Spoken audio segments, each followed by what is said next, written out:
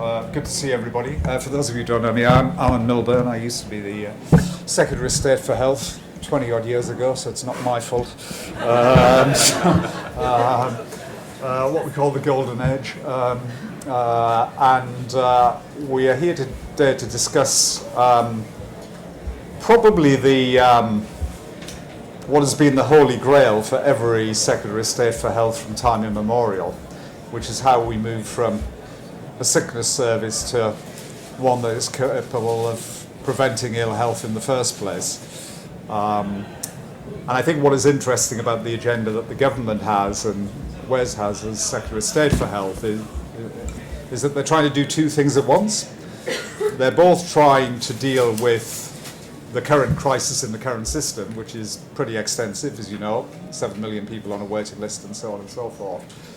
At the same time, they're trying to move the system upstream so that we can make the NHS sustainable, because frankly, if it keeps going as it is, with already spending 44% of all total expenditure on one service and the demands always outweighing the supply side, in the end there'll be a question in the British public about whether it is a sustainable system. So, we've got to do both of these things at once. Doing one's really hard. Doing both is pretty tough, particularly against the backdrop that we face fiscally and the inheritance that we've had. So the question is, how do we do it? We've had successive attempts to exhort the system to become much more focused on prevention than it has been, and frankly, exhortation hasn't worked. So the question for the panel is going to be, why have we not succeeded in doing that in the past, and what do we need to be successful for the future? Okay? And this is a real thing, because this is absolutely at the heart of Labour's agenda for government. And it's pretty clear, just a couple of pods down there's a Labour Together fringe meeting taking place about the election result. And I've been a bit involved with some of the post-election analysis, and it's very, very clear that the result is the result, and we got a great victory on a shallow percentage of the vote. But when you look at the issues that count most for the public, by a huge delta, the number one issue and the number one test for this Labour government is whether or not we both improve healthcare and improve health in our country. So almost, if you think of it this way, the NHS is for the left the equivalent of what immigration is to the right. If you fail on that call, that is quite a big failure. So you better succeed. So these are the two things that we've got to do together. Fortunately, there's all of you, fantastic, and there's all of these guys, which is even better. So we've got a wonderful panel of speakers. I'll briefly introduce, where you can see them up there. Sarah's Chief Executive of the King's Fund, who's one of the premier health think tanks in the country. To my right, we have Mark Given, who is Chief Marketing Officer of one of our principal retailers, Sainsbury's. Told me to say that. And then from the left, my friend and new colleague and comrade, Simon, who has the almost unique distinction of being both a GP and an MP. And he's doing both at once. Quite how you're managing that, I don't know, but it's fantastic that you're here.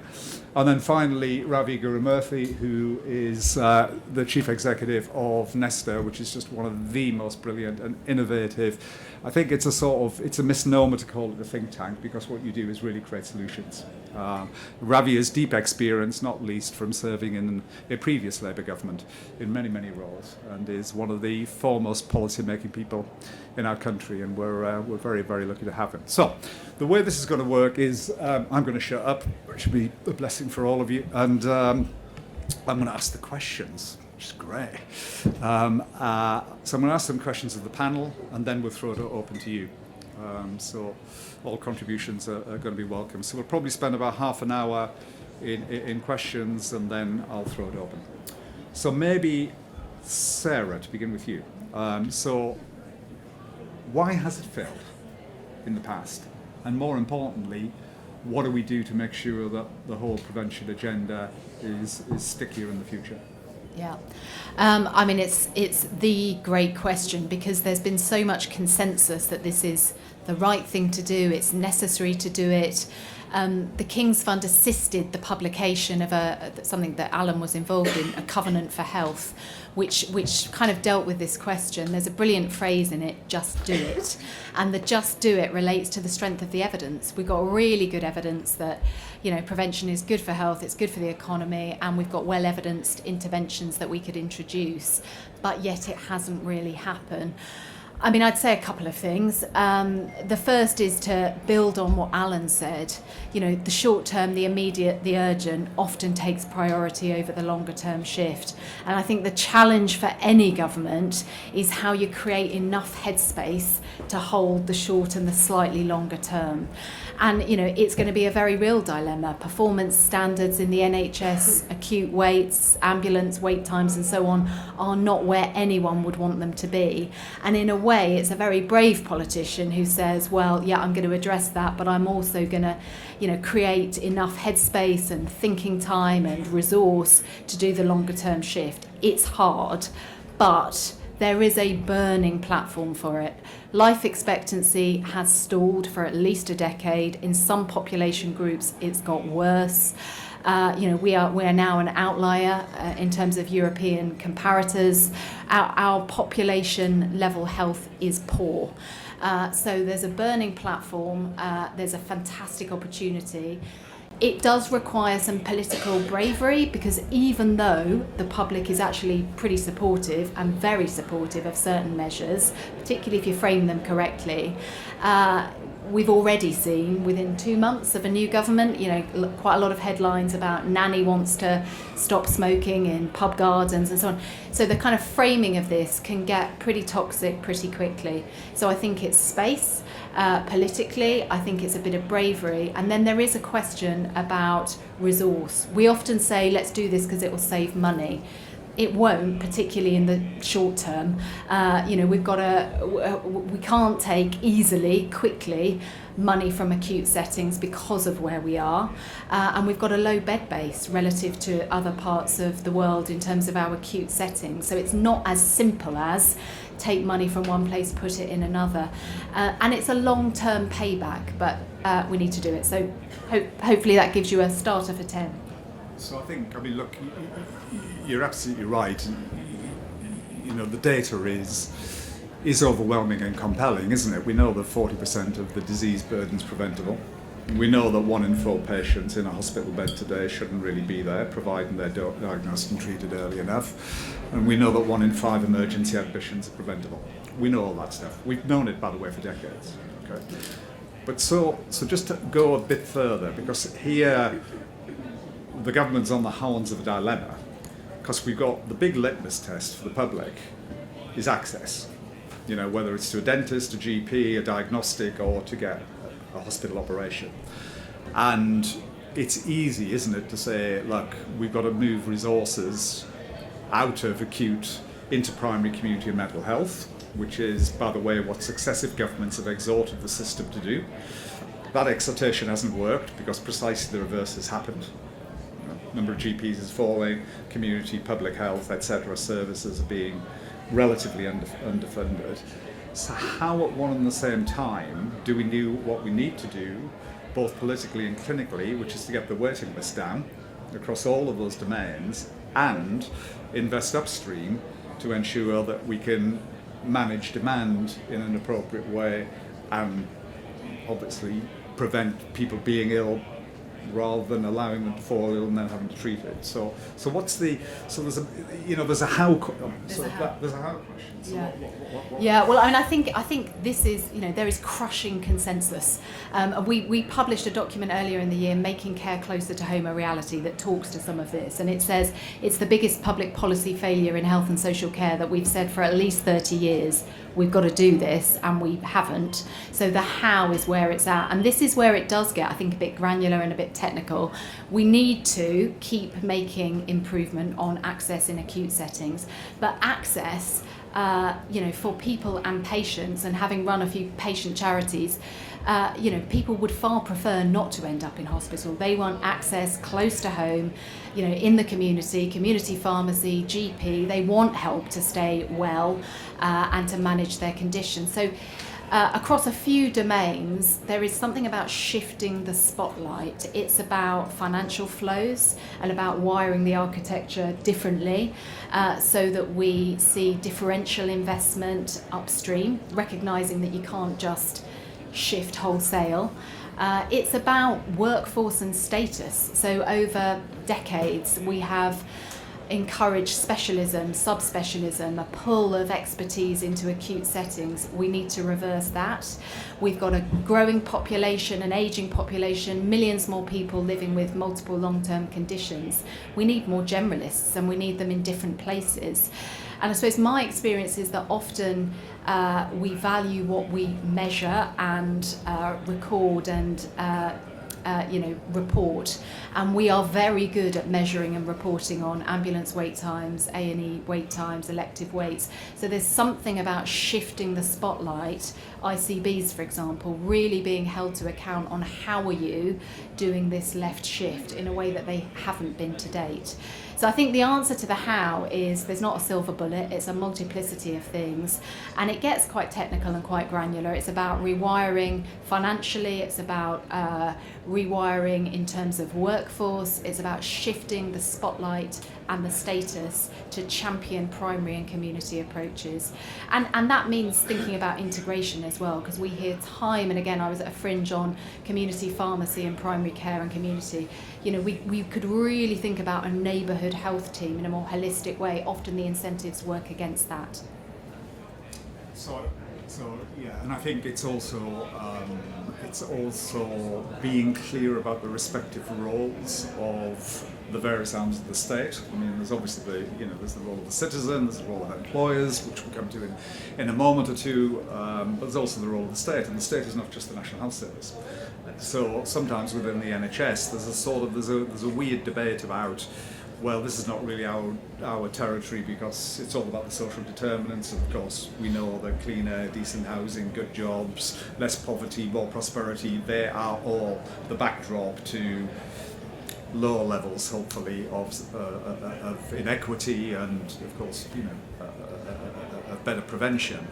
So give us an assessment about, as you're looking at the embryonic architecture that's emerging across government, this sort of mission-based approach, which is the sort of horizontal to the departmental verticals. What's your assessment about, is that going to work? What is necessary to make it work? Yeah, well, I'm really excited about the potential and the opportunity that mission-led government provides. And so this idea of a kind of health in all policies mission where you can break down some of the departmental barriers is helpful. It's not sufficient. I mean, I've spent a long time working in sort of different public health areas, and often departments have different incentives and they come up against one another. I've done some work in alcohol in the past. DHSC would see it as a harm reduction approach, the Home Office antisocial behaviour agenda, and sometimes the two didn't meet. So this idea of central architecture, really thinking about, if we're building more houses, what's the planning reform that means we should encourage, support home builders to create healthy spaces as part of that. It's in all areas of government policy thinking about health, but that's not sufficient. I've spent a bit of time out in local authority land since I took this job, and this fantastic public health expertise, a bit hollowed out in terms of money and resource, but a willingness and understanding of local population. So I think it's strong national infrastructure, making a fast start. I think there is something about signalling that we care about this left shift as much as we care about getting waiting lists down. It's fundamental to improving health and making the public feel as though there's been positive change in a term. We then do need to empower our regional and local systems, ICBs, local authorities, and crucially, third sector and citizens, of course. It has to be part of the plan. Final point, we got this brilliant quote from an ICB chief exec who said, I was interviewed and it was fantastic. I was asked loads of questions about how I was going to improve population level health, tackle the social determinants, and then since I've taken up the job, all anyone cares about is performance management of the acute trust from the centre down. That speaks to the dilemma that we have to get to, but I think mission-led government does offer us an opportunity. Fantastic. So we've been joined by an interloper who happens to be the Public Health Minister, my friend and colleague Andrew Gwynn. So Andrew, I know you're only going to stay for a while because you've got other stuff to do. Yes, right, okay. I'm doing this as a favour. He popped his head round the office door at the Department of Health and said, "Can you pop in even just for 5 minutes?" Right, okay. So Minister, what would you like to say to? No. So we're debating this sort of thorny question about why the exhortation to do more prevention when a lot of the politics are all about treatment and access. That's the sort of tension that you guys as decision makers face. How do we navigate that, and how do we ensure that there is a better balance? Because clearly you've got to be able to do both. That's right. So and this is very much the challenge. I mean, look, the brutal reality is, however much investment we put into prevention over the course of this Parliament, that will pay dividends in some cases almost immediately, but in some cases it will be generational before we see the benefits of it. We've still got to bring the NHS back up to constitutional standards on waiting times, waiting lists, patient satisfaction and outcomes. So it's that double challenge. The two aren't mutually exclusive, actually, if you get them right. Fixing the NHS is the first step to having that shift from sickness to prevention. But I'll tell you in a tale of two slides as to why this is the only game in town. And apologies if some of you have heard me say this before. But on day one of becoming the Public Health Minister, Chris Whitty came to me with a briefing on why prevention is so crucial. The first slide he showed me was the financial sustainability of our current health system. With the demographic changes, people living longer, but living longer with comorbidities, very expensive healthcare required to keep people alive and to keep them well, and with the cost pressures that come from rising expectations, people demanding better from their healthcare system, our NHS as we know it is unaffordable in the future, not too distant future. And what is really shocking about it is we will have two choices as a government. One is the unthinkable, having a different healthcare system that is affordable. The other, more realistic outcome, if we do nothing, is that an ever greater proportion of public spending will go on health and care, which means less for everything else that all the other secretaries of state want to do. And neither of those things are sustainable. Around 40% of our current health spend in the NHS is predicated on fixing preventable illnesses. And it grows over the next decade and a half to almost 60%. So the clue's in the name. These are preventable illnesses. We have to prevent them for the financial sustainability of a health and care system that's worthy of its name, called the National Health Service. But also, there is an economic argument here beyond the cost of providing health and care. The other graph I was given was a simple bar chart with two bars. One bar was the average life expectancy of a woman from a poor community in England, and the other was the life expectancy of a woman from a least deprived part of the country.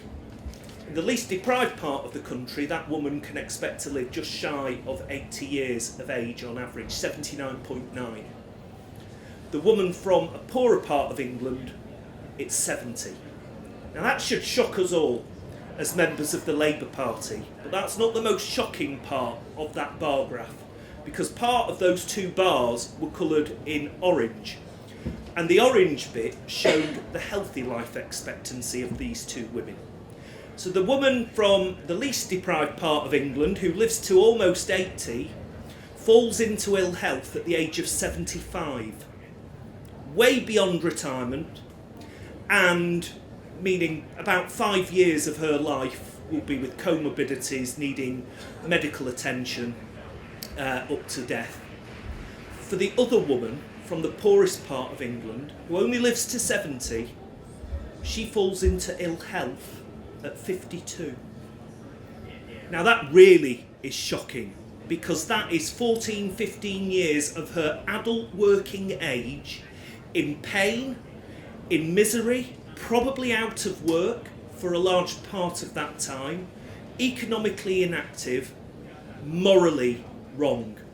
We need to push that orange bit of the bar chart as close to retirement age, preferably beyond retirement age, and if we're ambitious, let's push ill health beyond death.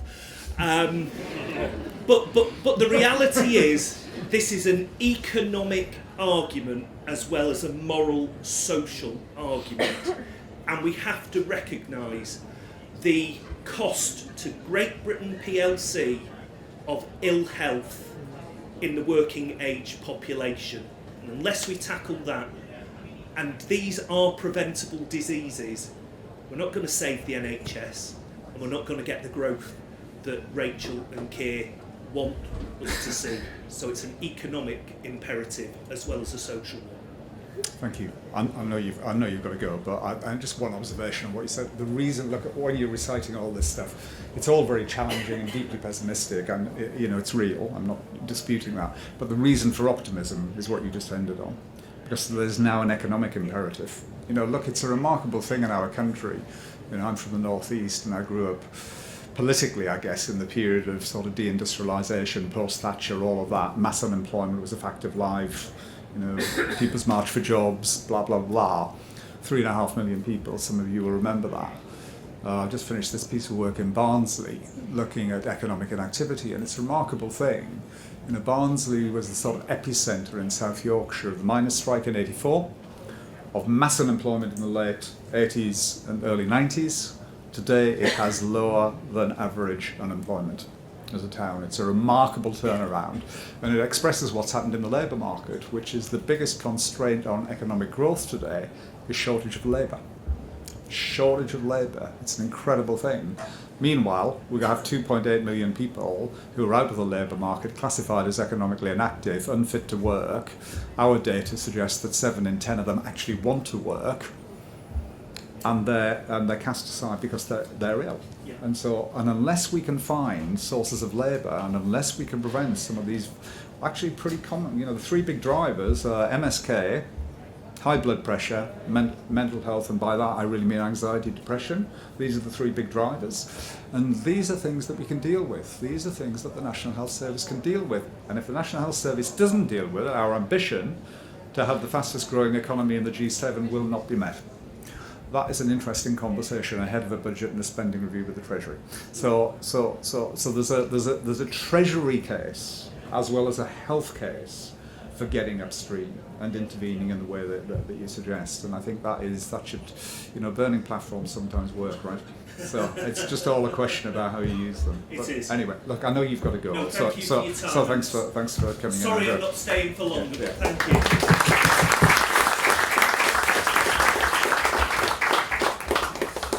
It cost me 20 guineas that to get him here.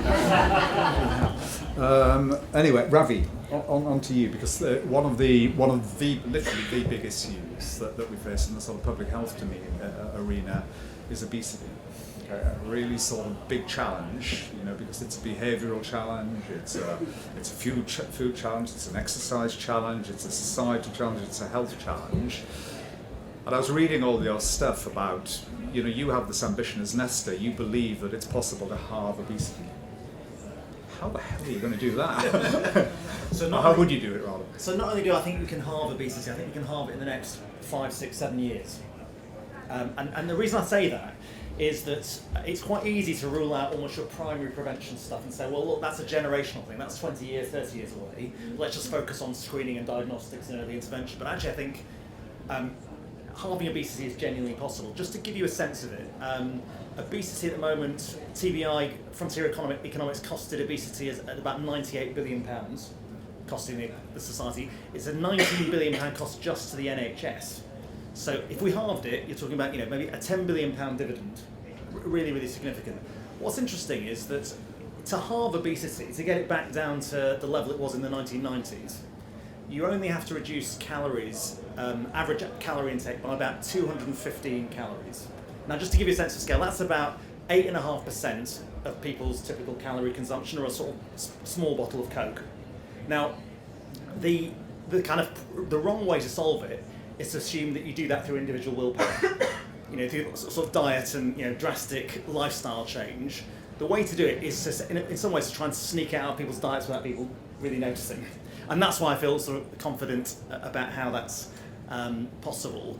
And it's quite interesting. There's quite a lot of things that do work but are politically very difficult, like taxation. So we could tax sugar and salt, and that would be a very effective way of driving change. It would drive reformulation, it would drive consumer choice, but it's really difficult from a cost of living perspective. And then you've got things at the opposite end of the spectrum, which are, like gesture politics. They sound good, but frankly they won't really achieve much. They're sort of puny. Sometimes they're actually quite politically toxic as well, like banning certain promotional tactics for supermarkets. But the thing that we are particularly interested in is this idea of setting mandatory targets for retailers. So just to give you a sense of it, about 11 retailers in this country control about 65% of what people eat. So it's a huge amount of leverage that you've got in that group. And there's quite a big variation actually in the healthiness of what's sold. So the average, there's a way of calculating this, it's called the nutrient profiling model. And the average at the moment is about 67, but some are more at sort of 69. And what we're saying is if you could get everyone just above where the best were, about 69, that one measure alone would cut obesity by about 25%. And that, just to be clear, that is about the stuff that's on shelf, yes? Yeah. And how it's promoted in store? So what you'd expect is that if you said over a 4-year period you've got to get to that, what would they do? They would reformulate their products, because they're always reformulating their products every few years. They'd stock different things. They'd do store placement differently. They'd do price promotions. All of those are tactics that they regularly refresh. And so we think it would cost them nothing pretty much to do that. So it'd be a zero cost change to consumers, but it would have a roughly 25% reduction in levels of obesity over a sort of 5-year period. And that is something that we are, as I said, we are publishing this work with the likes of Susan Jebb and Theresa Mo, very, very respected academics in this field. And this is one of the measures that's coming out top. But there's also things you need to do on the out-of-home sector. So supermarkets are one aspect, but you've got to tackle takeaways and restaurants and so on. Yeah. So and how? So that's interesting, because that's basically it's sort of the application of a more refined sort of nudge theory, really, into the public health domain. How, in your thinking, how do we ensure that in the most disadvantaged communities, because obviously there's a socioeconomic gradient in all of this, around ill health generally, obesity specifically, how do we ensure that the broader context in disadvantaged communities is amenable to that sort of approach? Well, it's more of a sort of shove than a nudge, I'd say. Right. Because I would say, if you did it voluntarily, it won't work. What you've got to say to the retailers is, this is a mandatory target over 5 years. And that's statutorily set? Statutorily set, and if you've got 5 years to adapt to this, right. But if you can't meet that outcome goal, then there will be a fine. Right. But you give them the time to adapt. In the same way, the sugar tax was exactly the same. You set it, give people advance notice, and they reformulated their products and ducked under the tax. And that's what you'd expect to do here, particularly if you set it not in a ridiculously ambitious way, but in an ambitious but realistic way. Now, in terms of what would happen to inequalities? First, there is if you rank the different supermarkets, it's not quite as predictable as you might imagine. We can't actually release the rank order, which we've looked at because it's sort of proprietary data from another company that we've got. But the first point is that you'd expect if you're in the office. Yeah. That's why you're here. But what's interesting is that if you do have supermarkets that are in poorer areas selling worse produce, if you like, they'll be under more regulatory pressure to reformulate. So it should have a kind of converging effect. The other thing is you could, in legislation, say, look, our intent is to get to 69 across all supermarkets, but we are going to be monitoring inequalities. And if you do it in a kind of bad way, we will set a floor target or a convergence target to make sure that those inequalities don't narrow. But I don't think you'd start with that, but you could say, look, we will be monitoring it. The key is the data, though. We should have that data that we can see, and that should be mandatory. That's the first step. I think it's really interesting because it's another tool in the box, right? You know, I mean, there's a lot of other stuff. You're not suggesting that obesity's got to be solved by this. But it's another sort of tool in the box. So maybe Mark. Hello. Now, what do you think about this? Yeah, I think nice to see everyone. So we have 25 million customers a week, actually 160,000 employees, and I look the sort of move from into prevention and upstream is almost music to our ears. And look, food's got to be part of this debate and part of this equation, and we totally recognise our role in this. You know, generally we sort of traffic light labelling from early noughties, high fat, salt and sugar, which still isn't passed. We've stopped doing 10 years ago. To look massively play a role. And some of the specifics, high fat, salt and sugar legislation. Let's just get it done. You know, actually, this is a retailer sitting here saying we're very comfortable that kids should not be shown adverts for high fat, salt and sugar. Let's do it. Let's minimise the loopholes next year. Equally, multi-buys and healthy food. Let's just get it stopped. It's on the statute book. Again, let's do that. And actually, look, we've had such a complicated lack of clarity. What business wants is actually, guys, these are the things. There's going to be accusations of all sorts, but we've got to sort of be a bit more on the front foot. We want a level playing field. You know, let's be blunt, not different ownership structures across the different retail. Not everyone's as publicly listed with a level of disclosure, so sometimes that on the playing field.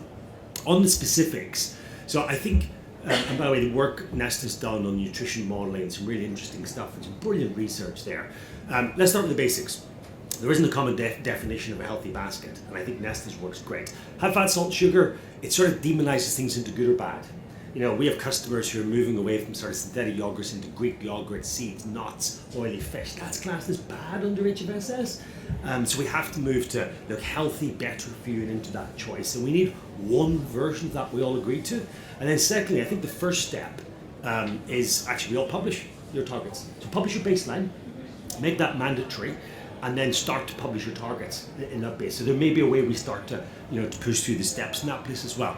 And I know it sounds odd, but we, as a listed company, I think we publish 87 metrics, which requires about 450 financial checks. I'd actually rather have a few that were mandatory and simple and straightforward. Bizarrely, that's actually a slight less of burden on business than perhaps different NGOs and groups asking for a lot of different things into that bit. So look, actually, I'm a little more positive because we're at least having a conversation on prevention and the role it plays into it. And look, there's lots of stuff we've done on investment and affordability in the right areas, making sure if your price investment goes into, fruit and veg. Actually, loyalty schemes in reality are now a big part of retail. We've got huge positive results of using simple points and gamification into more fruit and veg, British produce. And actually, look, I also think there is a role for health by stealth and reformulation. Anyone been to the US, you taste a basket of food from a supermarket versus the UK. Over 10-20 years we've actually been taking out salt and sugar now. There's definitely points of that where we're getting to the limit. It's like, guys, we'll just stop buying it. But look, I think that has to be part of the plan as well. But yeah, long-term plan. We need a long-term obesity strategy. And do you, to ask the sort of very blunt question, please. That works commercially as well as socially, does it? For sure. Look, we're 154 years old. There's nothing more important to us than a healthy UK population eating healthy, nutritious food. No, but from the point of view of Sainsbury's as a commercial enterprise, sort of driving the product portfolio that you sell, driving that north, so to speak, so that it is healthier. Yeah. And you described some of the nuance around HFSS and so on and so forth. That is commercially advantageous. Yeah, because remember, as a retailer, we're totally agnostic on branded manufacturer versus own brand. Actually, for us, healthy, fresh food sourced from British farmers is the heart of our business. Right. So there's no real commercial one way or the other. Ultimately, by the way, it's fewer, better calories into that mix. But our job's actually to help customers, and we know it is really important to them, and if they can come to us and get solutions to feed their family, then it's a competitive industry. They're going to come back to us in that one. So, I would, as a retailer, it'd be good, maybe we could have a conversation about incentives for doing the right behaviour, as well as perhaps targets and fines the other way. We've got a huge burden on business rates, we've got a huge epidemic of crime against our staff and colleagues, and an awful lot we're trying to deal with. And I look, by the way, some of the, there's definitely some of the elements of the soft drink sugar tax and some of the elements have worked, but actually getting people to eat the good stuff is got to be the focus as well, and what are the incentives we can put as well as that way into the mix. That's really helpful and very, very interesting. So great, thank you. Simon, maybe just turn to you, and then we'll sort of throw it open to people. I mean, as I said in the intro, you sort of sit in this intersection place, which is pretty unique, of being both a practicing family doctor and a practicing politician. So tell us a little bit from your point of view, maybe as a sort of from a GP perspective, what would the operating and policy environment look like that would be more conducive to you to do the things that you would like to be able to do, precisely to do the upstream thing rather than the 8-minute consultation thing? Well, it is interesting because we refer people to the Weight Watchers and that sort of thing. It's way too late. So we've got to stop thinking in that way entirely. What I would say about the supermarkets is we cannot trust them to do this. We have to force them to do it because they haven't done it so far. So sorry to be a bit combative, but I think that is probably true, and we need legislation to come in. Obesity is a major problem. You were saying about the three things that cause ill health that we could change. MSK, very strongly linked to obesity. Raised blood pressure, very strongly linked to obesity. So the obesity is a major problem. The other thing I would say is the most difficult thing to do in medicine is to change behaviour, actually. It's a very, and we'll all know this, if you have a habit that you're doing, it's very, very difficult to change it. So we do need the nanny state, if you want to call it that. We need to set out where we want to go here, and we need to put those rules around food as well, definitely. I want to say a little bit about mental health, because that often gets forgotten, and yet the burden of mental health is probably the biggest in my practice anyway, and we don't talk about prevention of mental health. That's hardly ever talked about, actually. So a couple of things around that. We've done a pilot project about teaching young people mental health first aid in their schools, and that has been transformative because people start to get a health literacy around mental health, and I think that's really important. There's been an absolute tsunami of mental health issues, actually even pre-pandemic, but certainly the pandemic really speeded that up. So we mustn't forget mental health, because that is causing a huge number of days off sick.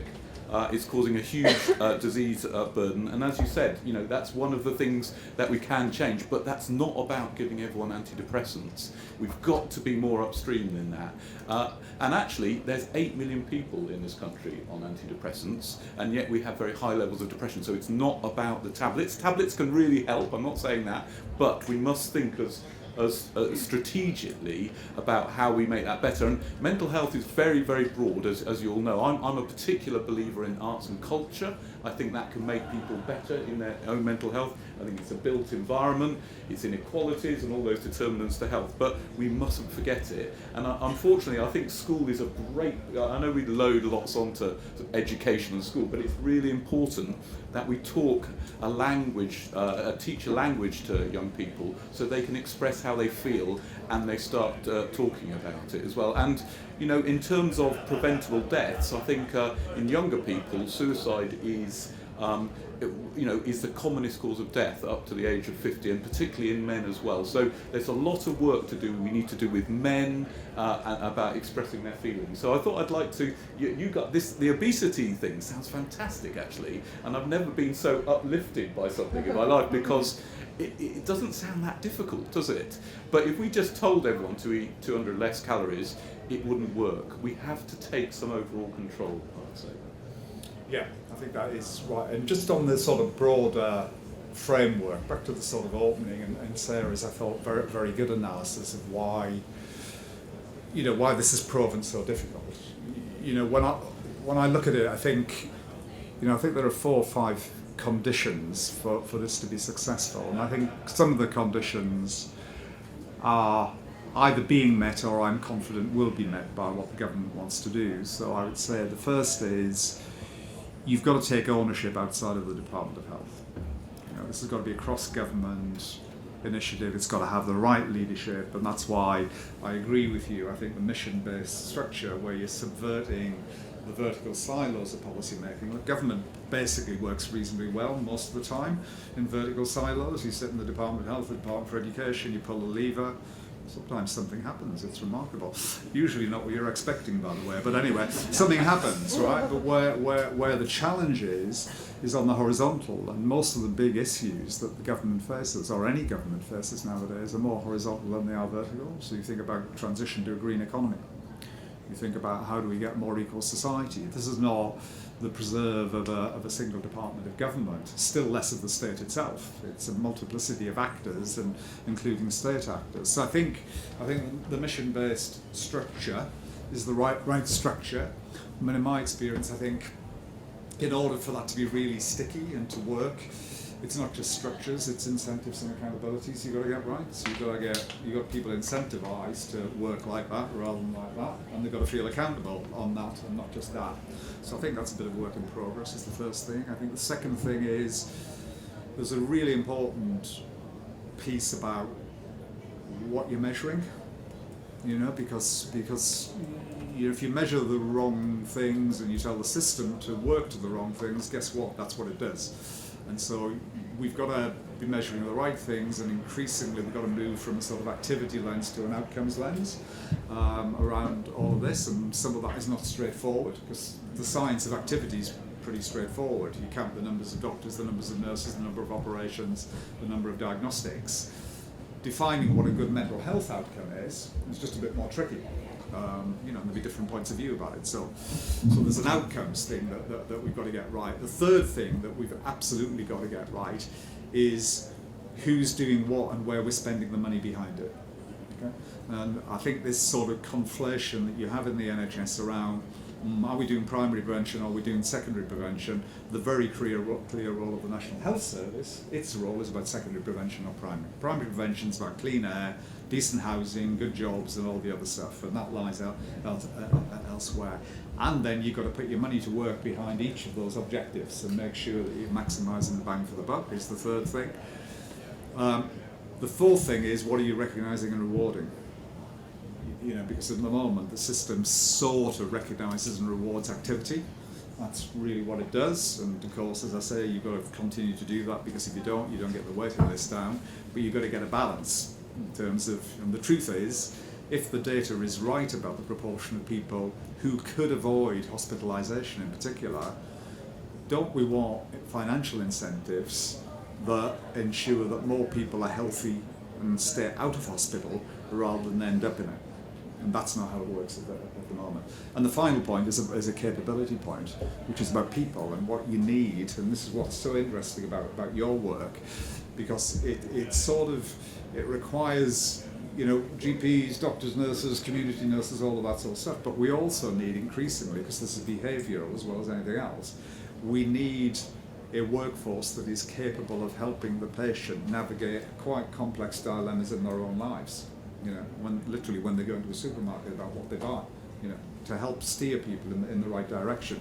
So there's a workforce and capability question that I think that we need. So that might be my list of 5, if I could have my sort of wish list.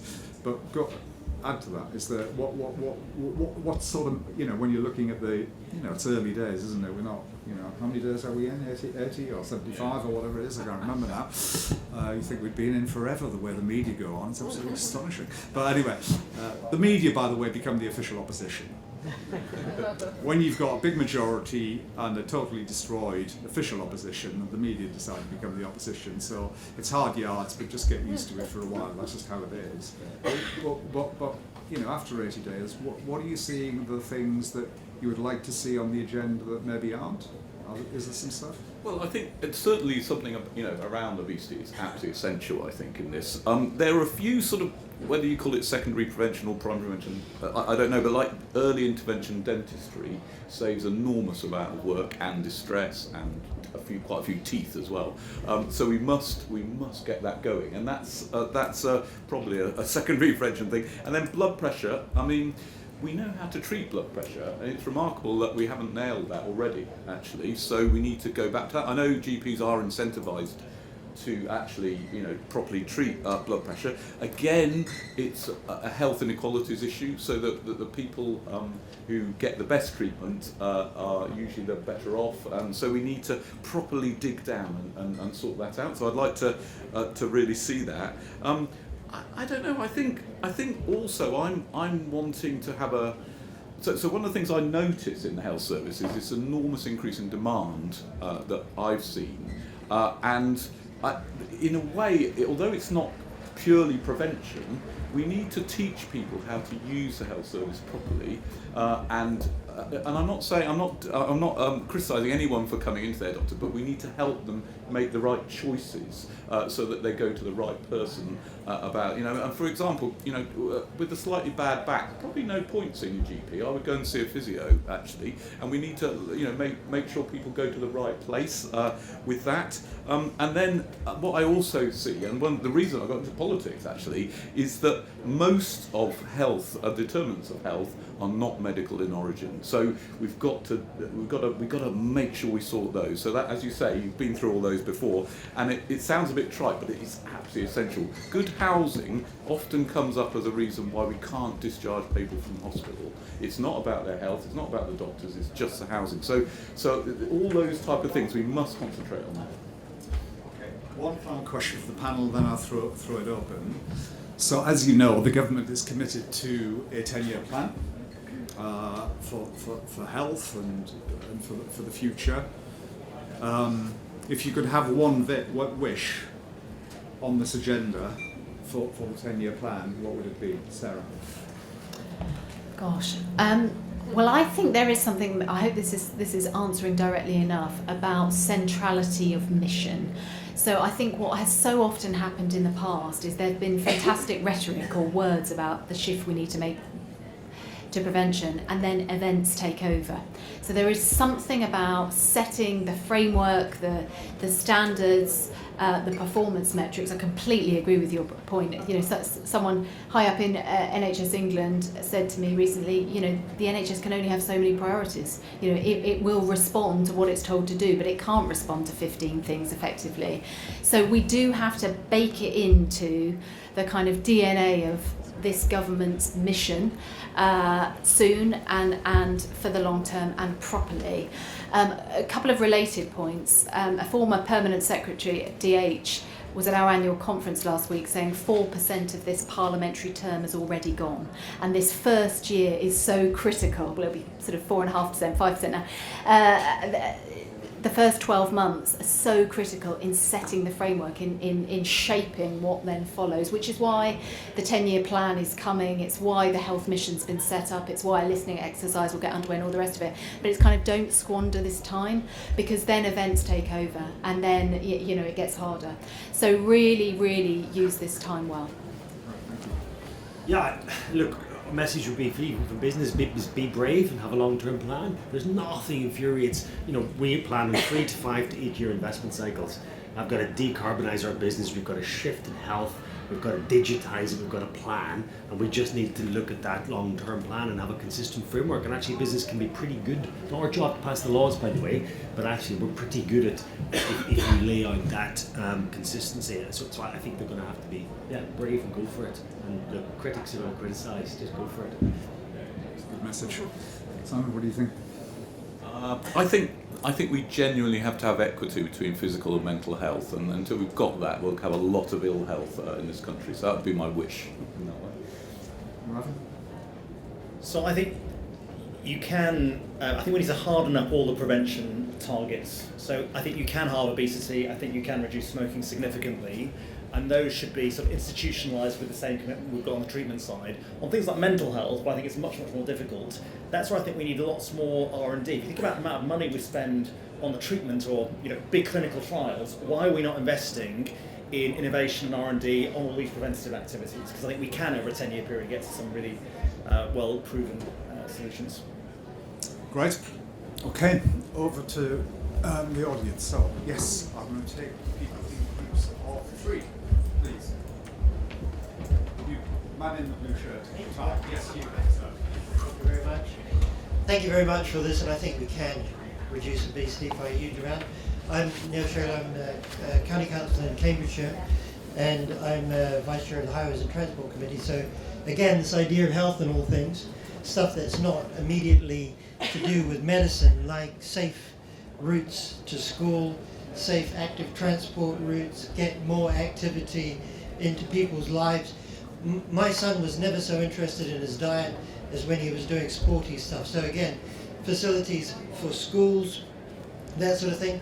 And also when and where sugar comes into things, so that you don't get a big hit of sugar when you're just a little bit thirsty.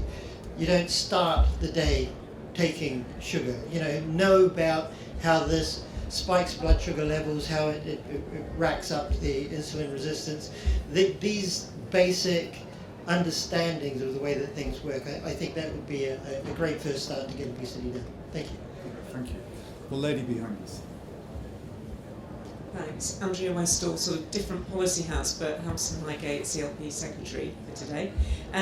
So I was really interested, Simon, in what you were saying, because I think it's what's the role for schools in creating what I've sort of like scribbled down as education for a healthy life. So not only probably is it around what you were saying on the mental first aid, but then is there, it used to happen when I was a kid, there was screening for things like kids at risk of addiction, or maybe from families where there is mental health already, where we know those are the greatest predeterminants of getting mental health problems later, or can be. And then exercise as well. We know girls kind of have a habit of kind of stopping around about 13, their exercise levels drop. What can be done there? And then the same thing with food, your habits. So I kind of don't agree with what you said about it's hard to kind of, willpower. If those habits, like Simon was saying, are set early enough, then at least it's one part of it. It's not all of it, but it might be part of it. Okay, great question. Back. Yes. Hi everybody, my name is Sam from Collective Futures, which is a new philanthropic foundation supporting early childhood. And so my question is around the intersection between Nesta's Healthy Life mission and the Fair Start mission, and thinking about the ultimate early intervention starting from birth. And there's a group of 30 early childhood focused funders who have just recently gotten together to think about how we can work more collectively together, Nesta and Sarah and Tom being part of that group. And we did a survey to find out, across 5 outcome areas, safe, happy, healthy, learning, and engaged, what are funders actually funding currently? And health amongst that group of funders was the least funded area, and we talked about why afterwards, and it's because it's seen as part of what the government's role is to do. So we're not getting other philanthropic or corporate funding to support those areas like you would for learning and engaged, because those are the easier to fund, nicer things that look good in photos for funders. And so I guess for me there's this extra critical role that actually health is a foundational element that is required for children to start learning and engaging thereafter. And how do we think about the interconnected nature of health and education, and think about data as an underlying enabler of that, with things like the digitization of the Red Book and UBN from birth. So three different questions. Tom, why don't I come to you first of all? Yeah, talking about education and children, I think the absolute best thing, Alan, you and your people did was Sure Start, and I think that was the worst casualty of austerity that I've seen. And the problem with it is they got rid of it in about 2012, didn't they? And it's now that we're seeing we've got all this huge amounts of problems because we didn't invest in that. And that's one of the troubles with prevention. By the time the real effects of government come into play, they're usually gone, haven't they? So, and the benefits are also, they take a while to lose. But that's my other wish. Let's have another Sure Start thing. And also I think exercise in kids, and this is why, as you say, it is really cross-cutting, because this is about safe cycle lanes. It's about kids cycling to school. I've got this idea in my area that you build a cycle lane and then you pay kids to cycle to school instead of paying for the school bus, and then they'll get pocket money.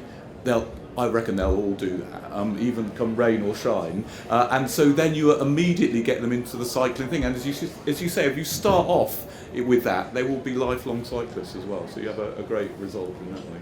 Right, thank you. Sarah, what was the question? Yeah, I mean, I think we need a bold and ambitious child health action plan. The stat that always shocks me, 1/4 of 10, 11-year-olds leave primary school obese. And if you are severely overweight at that age, it's difficult. It's difficult to get back from that. So it is about school. It's also about other early years setting. I agree with the Sure Start comment. There is a point also, a related point about political leadership and a bit of courage. So last Labour government introduced the smoking in public places ban. We've had a Labour mayor in London introduce ULEZ and other clean air measures. Not universally popular at time of introduction, although perhaps more popular than some parts of the media would let you believe, but became more popular in time. The framing and how you frame some of these interventions around protecting children's health. I mean, I worked on various tobacco control campaigns.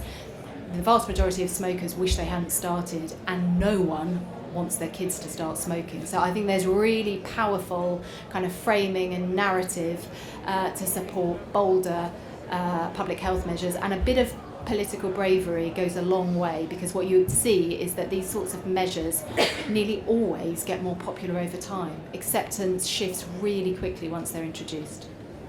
Mark. Yeah, just a couple of observations. So totally school governor of a nursery, and the impact that you can have right down to even 2 or 3 is huge. Two things from our point of view. One of the most effective interventions we've done is Healthy Start vouchers, which, as you know, go to the very lowest income. We did, as soon as a customer redeemed one of those, they got £2 per week, only redeemable on fruit and veg, which we funded. And we saw a really great uptake, and we saw continuous changes in the household, and that's an amazing target audience. But again, data, government joined up, different departments, different areas. So there's definitely things, I think, working with retailer to get into one. And then look, back to cooking in schools. Most UK households candidly have about 5 or 6 dishes they cook from. It's a spag bol, it's maybe a chilli, it's a roast beef and maybe some things. So you've got this weird sort of more recipes and content ever, but disproportionately the number we have. So getting people a small foundation of a core number of recipes, not baking by the way, which is where schools often start, a core foundation of, the home economic eat well plate is still probably the best way of describing it. So definitely lots, but back to the missions, joining that up, DEFRA, food supply industry, education and health is definitely the approach to it. Right, thanks. And finally, Ravi. So first of all, Sure Start. My colleague Sarah Catan, I don't think she's here, but she at the Institute of Fiscal Studies did a big evaluation over 15, 16 years of the effect of Sure Start. And it shows that it does pay for itself, and in fact one of the kind of outcomes which comes out very strongly is about reduced hospitalisations. So it's a very, very concrete financial benefit to the NHS, and what I'd like to see, first of all, is the OBR sort of score those sorts of benefits when you're trying to put in place preventative programmes. I think the second thing is just on schools. One of the measures, if you look at PISA do these comparative assessments of where the UK comes out on various education measures, one that doesn't get the attention it probably deserves is on belonging, how much belonging you feel at school. And we've been going down, well, before COVID it's been carrying on. And I think that's quite an interesting lead indicator of several problems like not attending school, but also mental health. And so again, for me, a target around belonging would be a good sort of way of actually shifting the focus on schooling to address that. And it gets into a wider point about what are the accountabilities we put on different institutions. I was responsible for something called Every Child Matters about 20 years ago, which was basically a framework saying schools and every part of the children's system should be measured on the same things, including health, including care, including victimisation. And yes, you can't overload organisations, people are busy, but I think that slightly more holistic way of judging success is a way of getting at prevention. Just on this sort of, we talked a lot about obesity and calories in. Just to follow a couple of the questions, what do you think policymakers, public policymakers, can learn from mass mobilisation efforts like Parkrun, or one of my oldest friends, a guy called Brendan Foster, who I was going to say runs the Great North Run, he can't run it anymore, but he's a brilliant athlete and so on and so forth, and he organises the Great North Run, 60,000 people, blah blah blah. What on the calories outside, what is there something in that model that we ought to be thinking about? So I think I would do it, but I wouldn't expect a huge effect size from it for a few reasons. One, when people exercise, the kind of typical thing they tend to do afterwards is, well, if you're like me, go and have a pint of beer afterwards. So there's a lot of what you call compensation. Quite right. I've earned a reward. There's a sort of compensatory effect problem, and often that is more than the calories you burn when you've done your sort of lane. So I think diet. But I mean, exercise is great for all sorts of reasons. It's great for health. We should be doing it, but I wouldn't expect so much on the obesity reduction side. And just generally, I think we should try and mobilise a shift in behaviour and culture, etc. But I don't think it will get at the sort of change that we need if we're going to halve obesity. So I think it's both ends. Okay, jolly good. More questions, please. Stripy shirt. Hello, thank you very much for the talk. My name is Charlie Hicks. I'm a councillor in Oxfordshire County Council. Just picking up on something that the Minister said, he made a very strong argument for healthy life expectancy and the inequality in healthy life expectancy to be a key metric of success within government, but then went on to say this is important because it's a sort of means to the end of better GDP and the economy. So it feels like there's a mission, but it's nested within the economics mission. Is that sufficient to get all of government to get around this target, or do we need inequality in healthy life expectancy or similar to be kind of on par with GDP to really drive the change necessary? Question. Yeah, cool. Thank you. Can you talk about the ways science seems to be moving ahead of you? I think particularly of what we hear recently about ultra-processed food and the way that, say, some low-fat product will be less healthy than the product that you're trying to replace because of the ultra-processed thing. So it's not just that particular issue, but the way that you have to keep up with the science in all of this. Great, thank you. And then right at the back.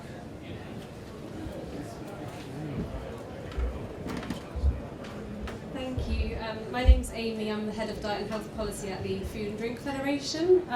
It was great to hear the positive role of reformulation and healthier recipe development that Ravi and Mark talked about. But I wanted to highlight that that's not a zero-cost initiative. So the last year alone, we know that the food and drink manufacturing industry spent over £160 million on investing in healthier product innovation. And this has helped to achieve really substantial progress in the last few years.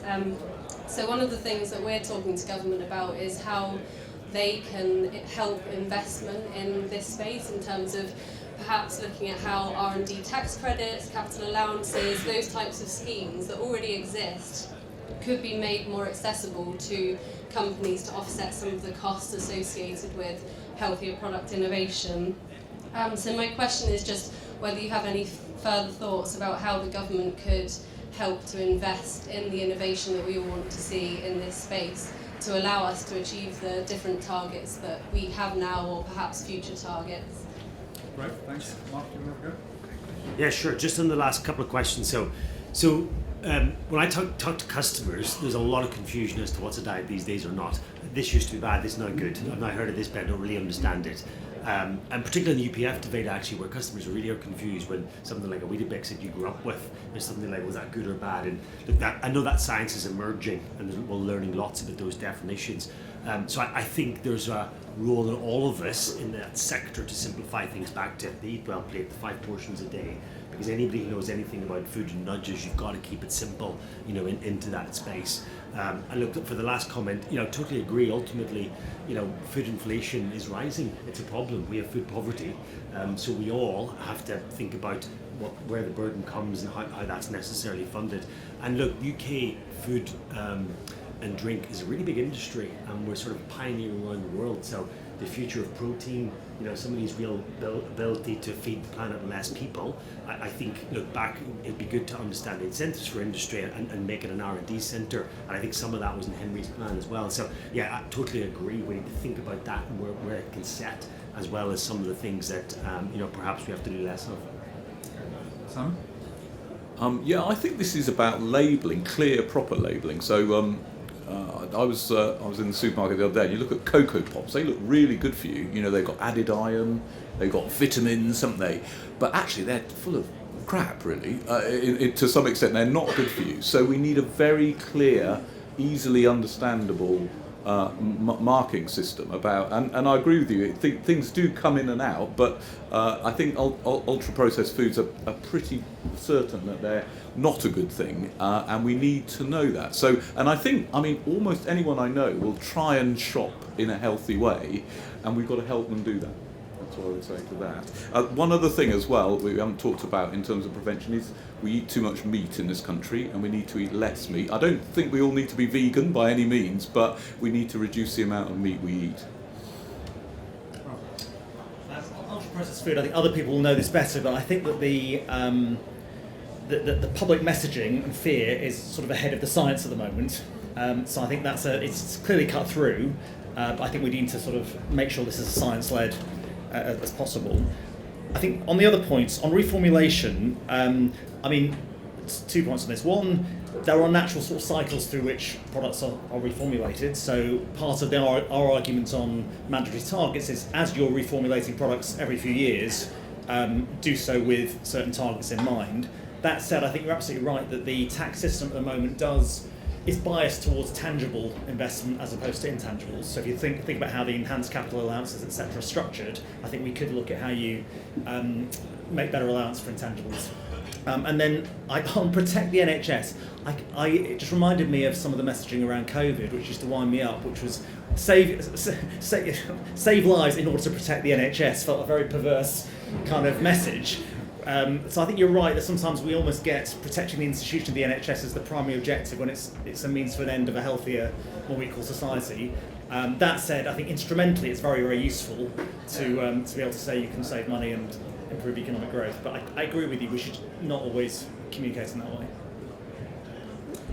Yeah, I wanted to come back to the healthy life expectancy question. That metric is a bit problematic because it involves an element of self-reporting on your own health as part of that. So there's something sort of technical about how we deal with that. But I think the mission to reduce inequalities in health is very, very important. And we haven't talked that much about poverty, but we've done quite a lot of work on poverty and health. If you're poor, you're likely to have worse health, die younger, as Andrew, the Minister, said, live more years in ill health and find it harder to access NHS services. So the coming together of the poverty mission and the health mission, or really just recognising the broader social context. And I go out and about into the health system quite a bit. I was at a mental health trust a week or so ago, and they were talking about the massive increase in demand in their services, but citing poverty, unemployment, poor quality housing, all these things that don't necessarily sit neatly within sort of NHS commissioning, but nevertheless have such a massive impact on our health. So giving reduction of health inequalities, poverty, kind of due centrality in this, I think is important. I think there's almost a sort of intra-government point about this, which is you want, look, the most powerful department in government by a factor of X is the Treasury, for a perfectly obvious reason, and so it should be, because it's the custodian. I speak as a former Chief Secretary to the Treasury as well as a former Secretary of State for Health, and it needs to be, because there's got to be control and all the stuff that you want. But there's always an argument about what is an investment and what is a cost. Okay? And somehow or other, we've got to think about this in a very different way, in my view at least, because if health is purely a cost, we've got a real problem. And in particular, we've got a problem if we want to move the system upstream, because in order to move it upstream, we've got to invest. We've got to invest in the community services, the primary care infrastructure, precisely, including in mental health, precisely the bit that is probably the most broken of Wes's broken NHS. And so there's a really important way of framing all of this, politically and inside government, so the Treasury is more likely to be on side than not, and particularly around capital, because a lot of this is about capital. Because the truth is, it'll always be pie in the sky, this stuff, unless we're able to find a way of double running. We've both got to maintain today's estate and do the things that we need to do in order to drive down the waiting list, because it's not just a political priority, let's be clear, it's a clinical priority. People are suffering, they're in pain, their lives need sorting out, they're on hold because they can't get the diagnostic or get the operation. And at the same time, we've got to be able to do more on the demand management side by investing upstream. So I'm quite, in a funny sort of way, I've got no proprietorial sense of ownership about where the targets or the KPIs or whatever around healthy life expectancy lie. For me, it's sort of, if they lie more outside of the Department of Health than inside, it's a really quite good thing, right? Particularly in a resource-constrained climate. So there's a sort of, it's a really interesting question. Right, some more questions, please. Thank you very much. I'm Charles Wilmore from a music charity called Manchester Camerata. We provide music therapy-based support for people living with dementia and young people's mental health. I'd like to make a plug for the role of social prescribing and the voluntary sector more generally. We've of course had huge investment in social prescribing link workers through GP practices. What we haven't had is equivalent investment in community sector organisations. And I think it goes to your funding point, Alan. I'm a strong advocate of the horizontal funding. We were talking about the mission funding, but I do think there are ways through things like social value levies, small percentages, 0.5% top slice on a commissioning budget would make a huge difference to small community organisations and wouldn't automatically destabilise the acute sector, so you can do that parallel running that you were talking about. And I think the other challenge that we have in the voluntary sector is the culture within the NHS, and sadly most of the doctors I've worked with are not as enlightened as Simon here in recognising the value of arts and arts for health and well-being, particularly mental health. And so there is an institutional tendency to keep resource in the health service because of the pressures it's under, and that means it inevitably goes into a very medical model, which is by definition more expensive. So I think the role of how we fund the voluntary sector and how we set up infrastructure so that both primary and secondary prevention can actually be done mainly in the community, and then it doesn't have to involve the NHS at all, but the NHS needs to contribute to the cost of that. I'd be interested in the panel's reflections of that, really. Can I just ask you one question? If I can throw a question back to you, so I agree with that, but what's the give and the get? So I think there is a lot more that we've got to stop thinking about the health ecosystem in our country as purely the National Health Service. It's a massive part of it, of course, always will be, and so it should be as a public service. But the health ecosystem is much wider. It's employers, it's what these guys do in their occupational health. They employ, 130,000 people? Yeah, 150,000 people. They've got responsibility as well. Community organisations and so on and so forth. But how do we ensure that if we're doing that and we're diversifying the sort of financing base, that we're doing it in a way that it produces good outcomes?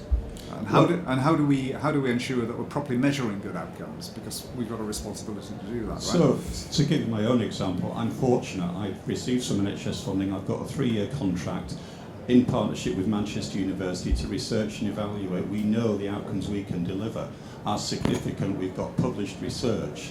And I think, as Mark was saying, what the charity sector needs is long-term, stable planning and investment. What we get is annualised grants, and then a programme you set up, it disappears after 12 months because you've no funding. Yeah. If you know you're going to be commissioned, like the NHS commissions other services for 3, 5, 7 years, then I will sign a contract that holds me accountable for specific outcomes, deliverables, numeric productivity targets, the rest of it, because we know we can deliver that far more cost effectively than clinical services in many situations, but we need the stability to invest ourselves.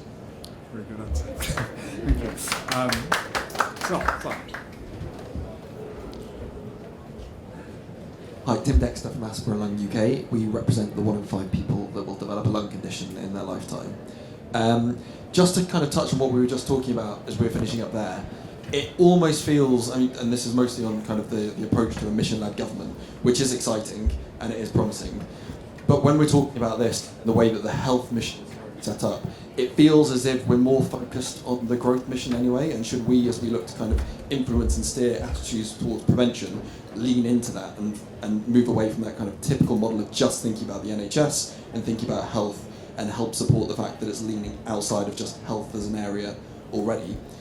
Beyond that as well, we've kind of touched on the fact that prevention's so difficult to focus on and people don't really lean into it because of the limitations and benefits that it's going to provide to any government that does do that. With a mission-led approach, is it helped or hindered by the fact that we'll start to go after things that won't be realised in the typical 5-year cycle for a government, whether they're there for 5 years or for 10 years? Is this something that is beneficial or not? And just to use an example, things such as clean air, which we focus on quite a lot, we know the impact that has, up to 43,000 deaths, premature deaths a year related to air pollution. It stunts children's lung health growth, but there's also connected to various other conditions outside of respiratory health, from cognitive decline, cardiac disease, stroke, increased chances of diabetes, that are becoming more and more apparent. But again, that's something that we're not necessarily going to realise within any course of a government that does start to take action on it. Thank you. Thank you. Jane Townsend, Chief Executive of the Home Care Association. I just wanted to make an observation that many of the long-term conditions that people get are related to inflammation in some shape or form. And diet affects that, so Simon talked about meat, but stress does as well. And I don't agree that the science is moving, that we're behind the science. I mean, if we look at the evolution of humans, we evolved eating whole food, plant-based and animals, but not this ultra-processed food. We haven't had enough evolutionary years for our bodies, for our physiology to adapt to these fairly nutrient deficient processed foods, and we need all of the antioxidants that are in natural food. But the unifying theory for me is stress, and all of those things that you talked about, Alan, poverty, not having houses, not having enough money, that causes stress, that creates that pressure on our bodies. So as a government, the more we can do to sort of get a national happiness index and to reduce that, and even simple things like, well, it's probably not that simple, but like even getting here on the train was a complete nightmare. It was like super stressful at Euston Station. The mobile phone signals don't work, Wi-Fi doesn't work. So, some of this sort of stuff that is just background, I think we can make a lot of difference. This is quite a lot of stuff to fix, isn't it? All in all. And then finally, the woman in red. No, Nick, that's the last question. Thank you. So Mila from Bridges Outcomes Partnerships, and we deliver not-for-profit, delivering a number of outcomes contracts with local authorities and central government. And I suppose it's building on both the reflections that Sarah and you had, Alan, and gentlemen in front of me. So how do we enable more personalized prevention? We talked about standardized prevention, which works very well for many of the issues, but some of the issues that we talked about, which do have really complex social determinants, do genuinely need pooled budgets. How do we do more of that? And what are your reflections around that? Great, okay. So final round, let's take it from the left to the right. Not politically. I know. Who knows? Who knows? Yeah. I don't know. You tell me. Well, no, I won't go into that. No, social prescribing. I mean, this is my one of my passions. And actually, in 2006, I did quite a lot of research about using an artist in my GP surgery, it was actually one of the most boring things I've ever done, but I had to count each consultation with GPs. Anyway, basically, once they were engaged with the artist, they saw me less. So in that way, and they also had about a 35% reduction in their hospital costs as well. So there's plenty of evidence there, but you keep on having to prove it.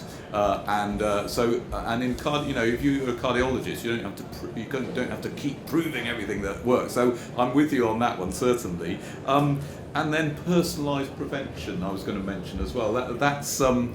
That would probably come down to the GP, and I'm not sure the GP is the best person to perhaps deal with it, but there's no one else to deal with that actually.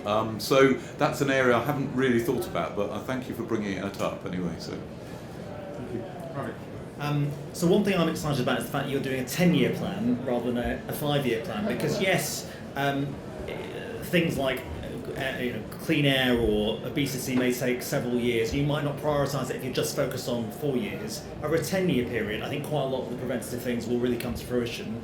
And I think if we can almost carve out a trajectory about how you're trying to improve those outcomes, and tell a story around the burden that is currently held by the NHS and how you're going to reduce that will help, I think, make this more salient politically. I think the second thing on I completely lost my train of thought now. What were we just talking about? It's pool budgets. That was it. Pool budgets. So I think pool budgets are, I remember setting up and running a sort of a pool budget around disabled children in local government. One of the difficulties was the commissioners were under huge pressure because they were working to totally different objectives at national government. So you're sort of having to try and join it up, but it's creaking at the seams. So unless you get the harmonisation from top to bottom of objectives and inspection and audit, it becomes a nightmare. And so that's where I think, for me, mission-driven government has two different flavours. One is, let's make sure we value things that are going to cause better health, like homelessness and poverty. Health department doesn't need to get involved in that, they just need to value those preventative activities. And then there's things where you need genuine integration and joining up around the sort of running of a service for a particular client group or disease, and that's the more messy stuff. We've had a lot of experience of doing that quite well with quite small client groups like rough sleeping or teenage pregnancy, a bit harder when it's going for wider population groups. Two brief points.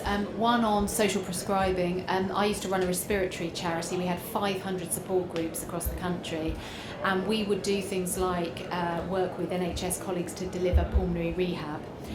But actually, what so many people coming to our support groups wanted was companionship.